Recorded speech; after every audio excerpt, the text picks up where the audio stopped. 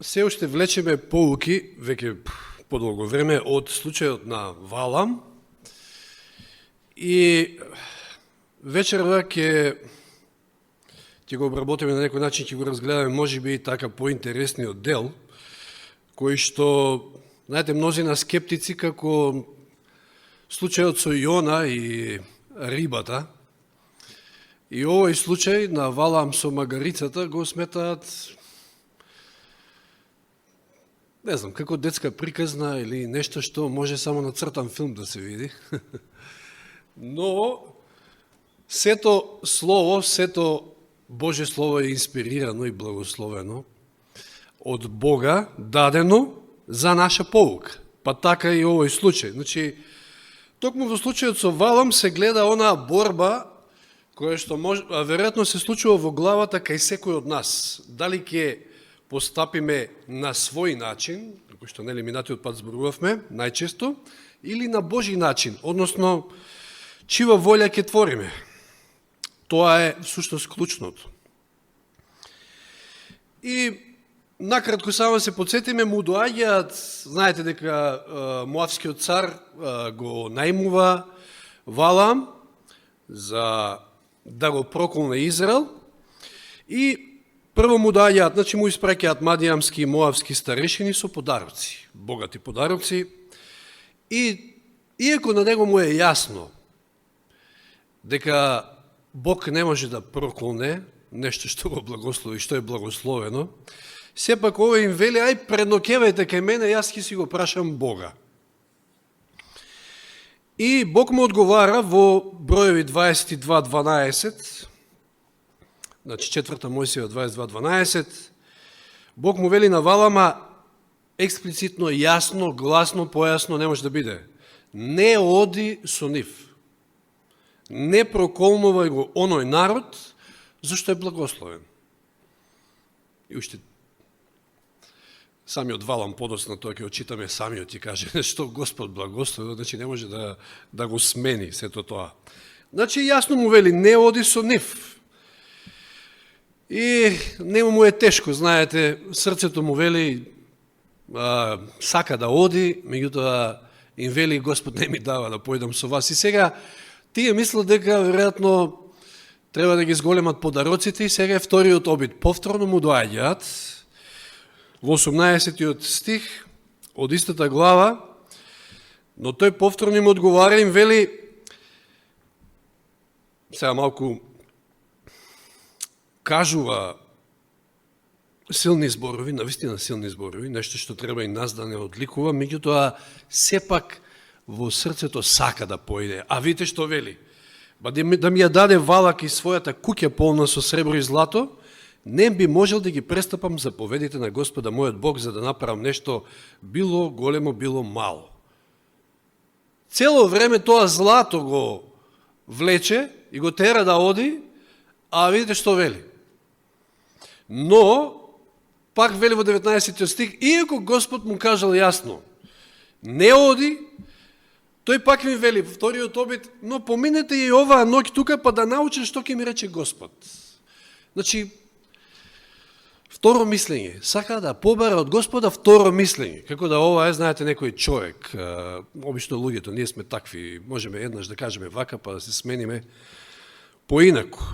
Второ мислење. Како да, замислите си сте биле кај некој специјалист, доктор, познат во својата гранка, значи, и тој ви ја одредува состојбата, ви ја дава диагнозата, а вие потоа барате второ мислење кај втор доктор. Ке ми текне на татко ми на времето, ќе прави купатило конечно таму дома во Свети Николе и ќе викне еден мајстор за мислење и овој ќе му каже, може ќе ви текне сега на некој од вас некој искуство, после ќе му текне, ќе викне некој друг мајстор, па ќе викне трет мајстор и купатилото на крајот не е направено, затоа што едниот вака вика, другиот онака вика, секој кажува некој своje мислење, своја идеја.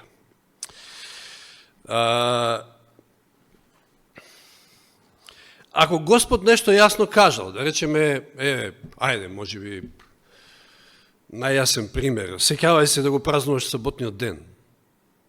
И сега некој може би не му е се уште разјаснета таа вистина, зборам за луѓето надвор, нормално нам треба да ни е јасно, чекај, јас ќе се молам, па да го прашам Господа за второ мислење. Дали ова е вака или е, може би, неделата, или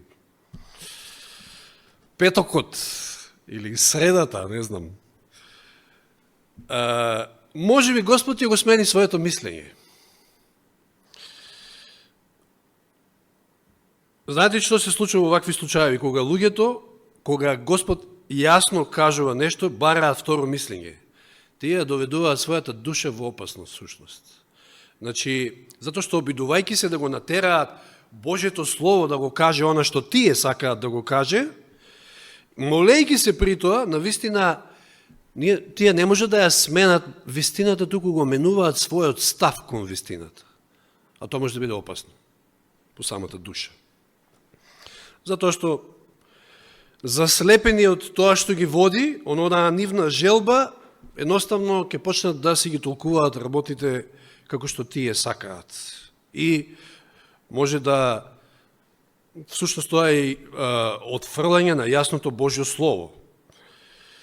И не можеш да бараш второ мислење, да се молиш на Господа, како што тоа Валам го прави кога Господ нешто јасно кажал.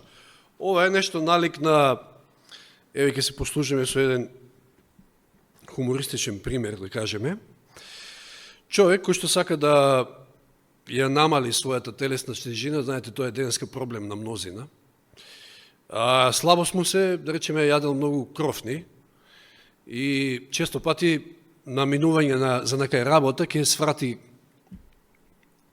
кај дуќенот кај што се прават кровни и ќе си земе и сега решил да се моли на Господа и молитвата му гласи вака некако: Господе, ако има празно место, паркинг тамо пред ваквото за кровни, тогаш е Божја волја да земам пак. И оди и доаѓа на работа и овие пак го гледаат, а тој им кажал на своите колеги дека што знам, на диета е, ќе избегава благи работи, кровни и така натаму, и тие пак го гледаат со полно вакво во раците кровни. Па нели ќе си на диета? Па ја му се молев на Господа, ако има празно место, паркинг, тогаш е Божја волја да земам кровните. И вртев едно 10 круга и имаше празно место и сватив дека е Божја волја. Така некојаш ние се однесуваме, знаете. Значи, сакаме да го натераме Господа да тој мисли или да, не знам, да каже второ мислење, да се поклопи со онаа наша желба. Не, тоа не е во ред. А често пати знаеме да бидеме такви. Валам, самиот Валам, кој што бара второ мислење, значи, иако Господ му рекол да не оди, самиот, односно Господ, ќе го инспирира да ги каже следните зборови во следната глава, значи, во вториот обид, кога се обидел, кога ја ги да го прокол на Израел, а Господ му дава зборови на благослов, во Бројови 23, 19 и 20, оние познати стихови, кај што вели: Бог не е човек па да лаже. Не е човечки син за да се кае. Зар тој кога ќе рече и не ќе направи, зарем ветува па не исполнува?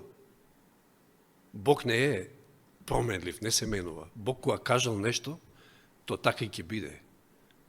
Само прашање е до нашата вера. Ете, јас почнав да благословувам, значи тој самиот вели, зашто тој благослови. И јас не можам да го сменам тоа. Како што денеска и од секој се обидувале некои да го сменат благословот што Господ го дал на саботниот ден. Не може да се префрли во првиот или било кој друг ден. Седмиот ден е благословен и точка. Чи Бог не се менува. И сега одиме понатаму на овој интересен дел. Во ноќта Бог дојде при Валам и му рече, сега интересно ова, вели, ако тие луѓе дојдоа да те повикаат, значи ова е при вториот обид кога му доаѓаат. Значи Господ јасно му кажува, ова треба да го разбереме затоа што некако контрадикторно испаѓа од 20 до 22 стих, оти вели вака: ако тие луѓе дојдоа да те повикаат, стани, тргни со нив, но да правиш само тоа што ќе ти речам јас. И што вели в 21 стих, наутро Валам стана и стави грубо дрвено седло на својата ослица и отиде со Моавските кнезови, не е баш точен превод, веројатно е по Моавските кнезови. Тие не дошле и не го повикале. Туку се налутиле, си рекле, овој сега пак ќе размислува како првиот пат, и они тргнале.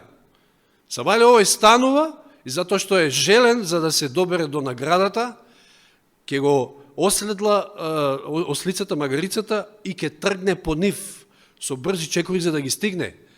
Да не случајно сега Господ пак се предомисли, затоа што Господ на некој начин, како да му дозволи, ама Господ му рекол, ако те повикаат. Затоа Господ во 22 стих се лути, вели, Божиот гнев пламна зашто тој тргна. Сега, нели Бог му рече, ама му рече, ако те повикаат. Такво нешто не се случило, меѓутоа желбата негова гори во неговото срце. Парите да ги добие, златото, наградата. Еве, ако сакате за тоа потврда во Патриарси и пророци, Елен Вајд кажува, Валам добил дозвола да тргне со пратениците од Моав, ако изутрината го повикаат. Меѓутоа, налутени што тој пак се колеба и очекувајќи повторно да ги одбие, тие тргнале назад без да се договорат со него. Но Валам решил да се добере до големата награда, па го зел животното на кое што обично јавал и тргнал и тој на пат. Се плашал дури и сега да не му биде осуетена, односно скусена Божјата дозвола, па нестрпливо брзал на некој начин да не му побегне наградата за која што толку многу копнел.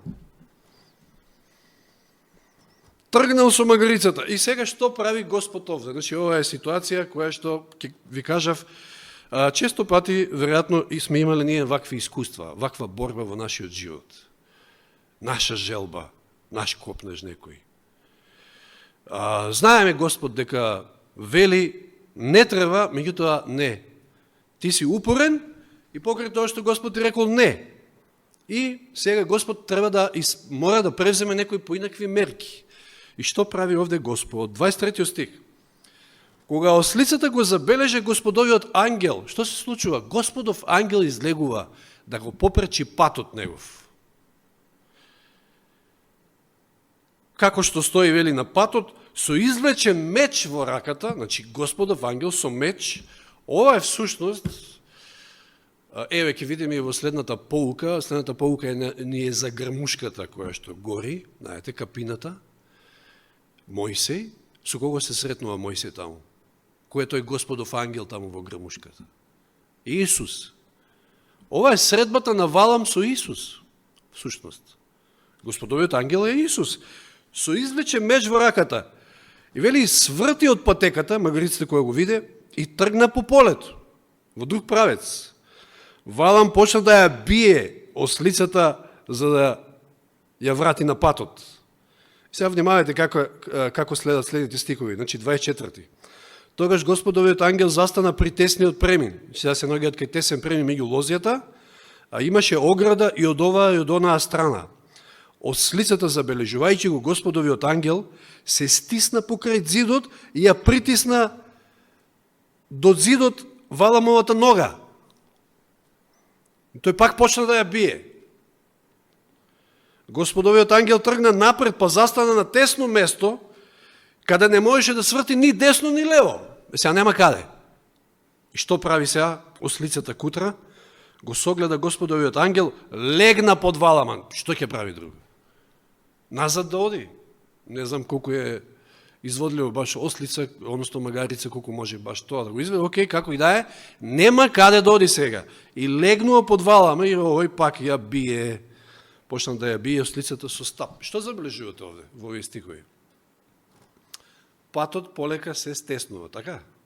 Се стеснува, станува се потесно и потесно. Господ преку ослицата му е притиснал и ногата, па немало кај, без излез, ни лево, ни десно. Па зарем тоа не ни се случува некојаш во животот? Кога тврдоглаво сме тргнале по својот пат и сакаме на свој начин. И Господ создава такви околности во нашиот живот, за да не спречи во таа намера, а ние упорни.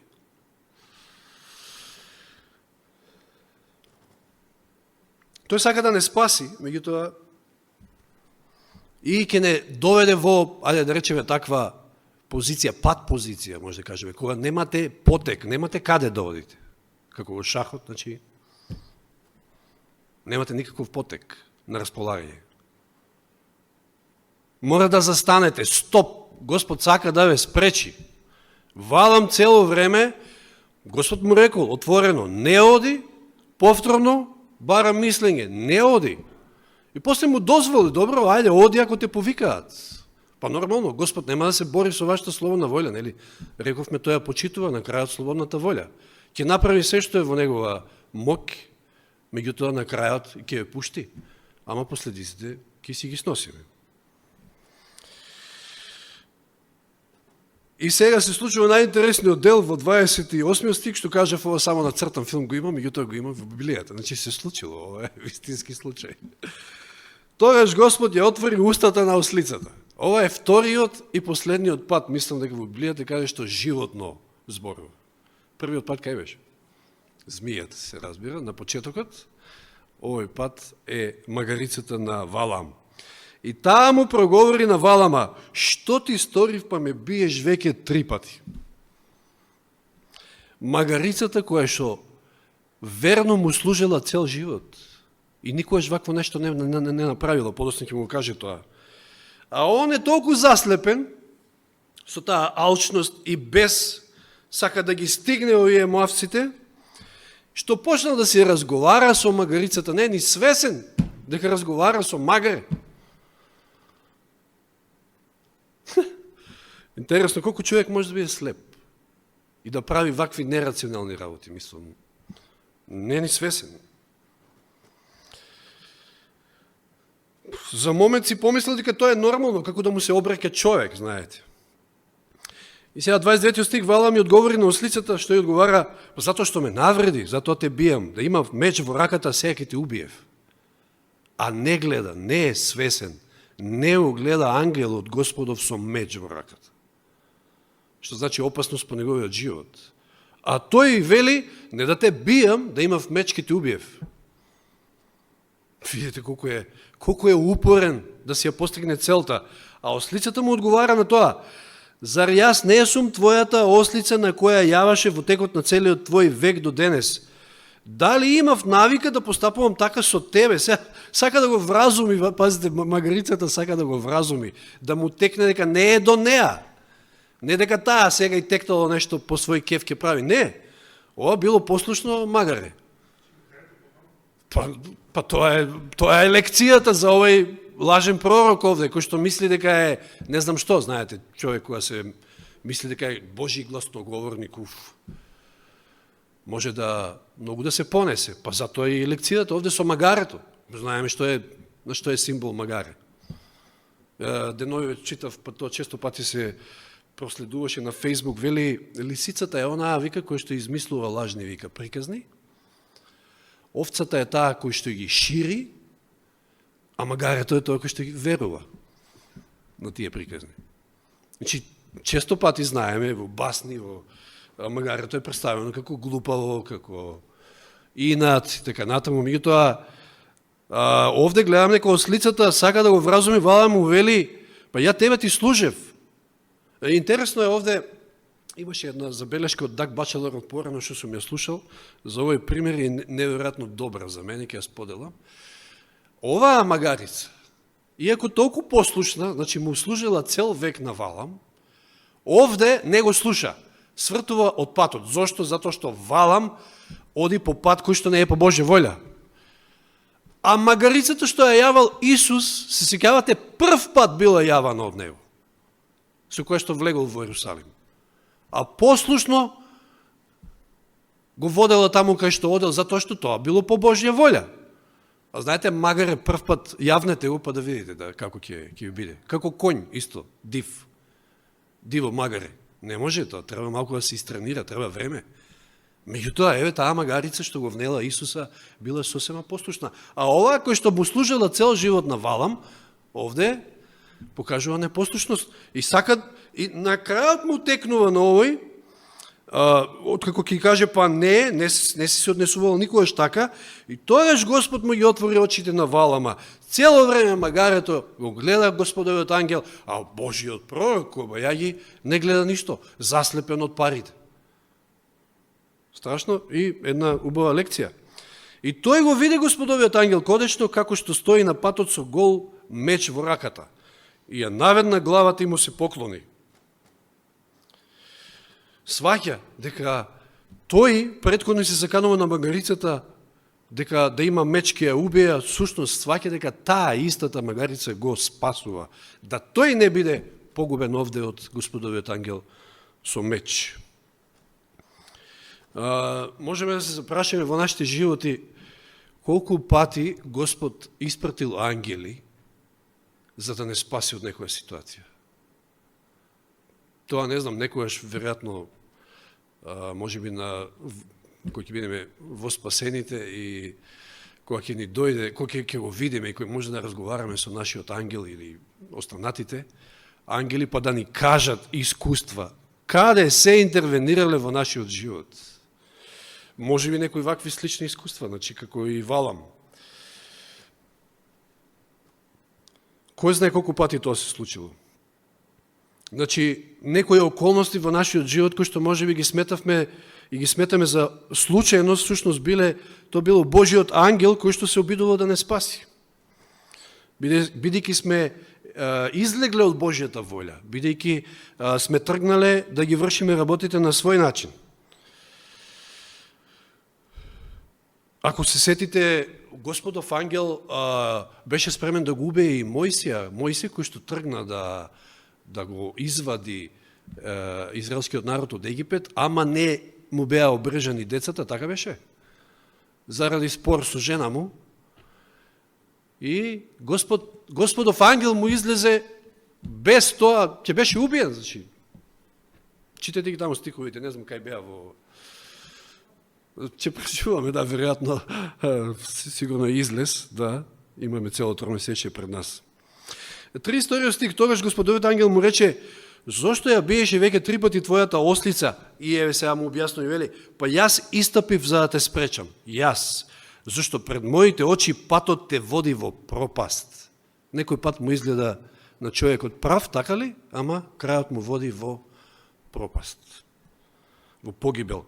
Ослицата ме забележа, ослицата, магарицата твоја ме забележа, а ти не. Се отстри од мене сите 3 пати. Ако не ми се отстрануваше, веќе ќе те убиев, а не ја ќе оставев жива. Јасно му предочува дека ќе беше погубен. Магарицата е таа која што му го спаси животот овде. Знаете, во оваа историја магарицата може да биде нашата совест. Често пати нашата совест ни зборува и ни вели не таму. Ние сакаме нашите желби, нашите слабости, алчност, било што и да е, страсти, било што не водат во еден правец, ама совеста ни вели нешто друго, Господ преку совеста. И ние сакаме да ја загушиме, затоа што желбата ни е преголема, па ја тепаме, да кажам, нашата магарица, како Валам. Сакаме да ја загушиме нашата совест. Не оди така.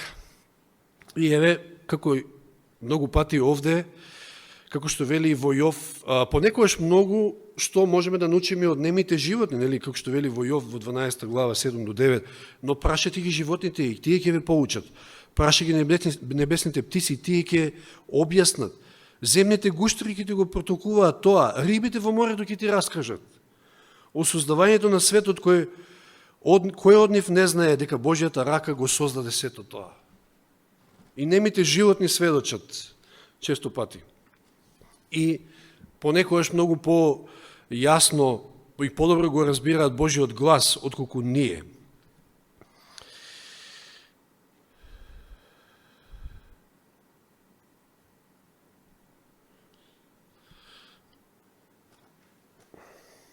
И онаа лекција која што кажав, едно магаре, таква лекција му одржа на Валам, односно Господ преку него. Магаре. Како што вели во 1 Коринќаните 1:27 Павле, туку Бог го избра она што е безумно пред светот за да ги посрами мудрите. што е слабо пред светот, Бог го избра за да ги посрами силните. Зошто Бог му проговори на Валама преку магарица? Валам беше Божи пророк, така се сметаше. И почна да размислува, бидејќи Бог зборува преку мене, јас сум навистина нешто посебно. Знаете, често пати ние сме славени, че можеме лесно да се возгордееме.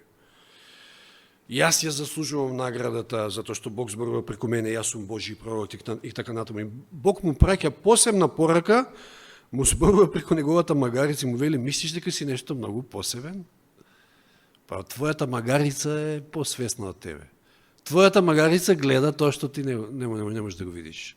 А се кажуваш дека си Божи пророк. Каква лекција? Какви лекции некојаш и нам Господ ни дава вакви или слични? Но Валам, за жал, иеко 34 и 35 стих изгледа како да се покајал. И Господ му дозволил сепак да појде, ама му рекол, ќе појдеш.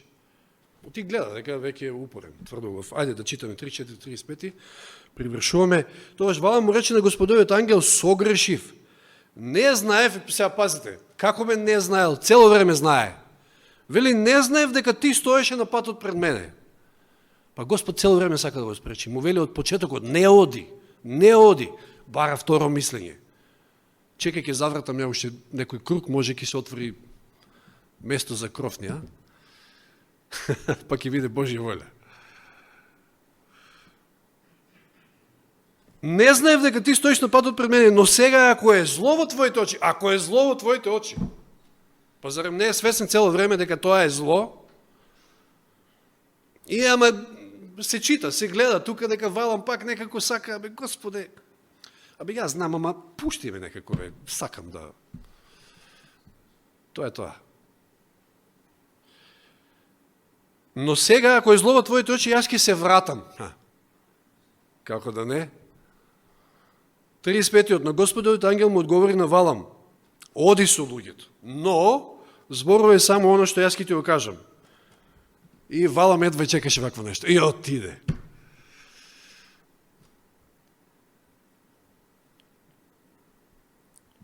Ако сме доволно тврдоглави и упорни, Господ ќе не пушти. Он ќе направи се што може во негова сила, ќе создаде околности, значи он не може да делува спротивно на нашата слободна волја. Секој од нас има слободна волја и тоа е неприкосновено за Господа. Ама ќе создаде околности за да ни го дотера паметот. Меѓутоа, ако ние сме упорни, тогаш ќе не пушти. И му рекол, ќе одиш и така и се случило. Пак била Божјата волја остварена, значи тој не успел да го проколне Израел, меѓутоа упорен и одел до крај, и знаете, после на крајот, откако тоа не му успеало, што направил? Одел до крај.